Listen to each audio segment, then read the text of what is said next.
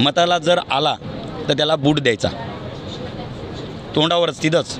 मग मी शरद ज्ञानोबा गलबे देवेगाववरून आलो आहे, तालुका पाथरी, जिल्हा परभणी. आज कालच्या ज्या याच्यामध्ये विशेष अधिवेशनामध्ये जे दीर्घकालानंतरही घेतलं, परंतु घेतल्यानंतरही त्या अधिवेशनामध्ये असं जे मूळ मागण्या होत्या दादांच्या की मराठ्यांना ओबीसीमधून आरक्षण दिलं जावं, ते आरक्षणाचं म्हणजे मागणी एकीकडं आणि त्यांनी आरक्षण दिलं 10%, ती मागणी म्हणजे त्यांनी थोपवलेलं आरक्षण एकीकडं. अशा प्रकारचं एक शासनाचं म्हणजे विरोधाभासाचं धोरण आहे. मराठा समाज मागणी करतो एक आणि ते आरक्षण देत आहे वेगळं.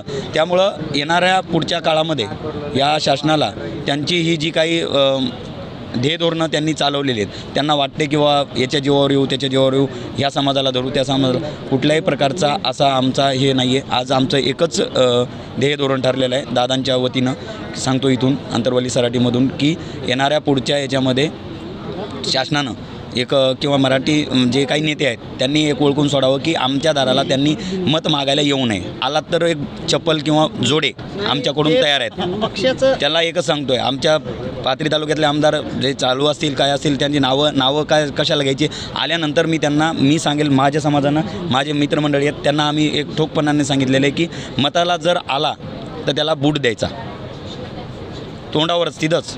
मग आता शाण्यांना ओळखून घ्यावं की ते शालीतून जोडे कसे असतात. बूट म्हणजे काय, आम्ही त्यांच्या गालावर किंवा डोक्यावर हाणावा ही त्यांनी त्यांची लायकी ओळखून घ्यावी. म्हणून इथून अंतरवली सराटीतून एकच सांगतोय की दादांनी जी मागणी केली आहे मराठा समाजाला ओबीसीतून आरक्षण, ते आरक्षण जर दिलं तर आम्ही तुम्हाला डोक्यावर घेऊ, नाही तर तेच तुम्ही तो डोक्यावरून खाली तुम्हाला पायदळी तुडवण्याचा आमचा पण मानस आहे. धन्यवाद. धन्यवाद. आता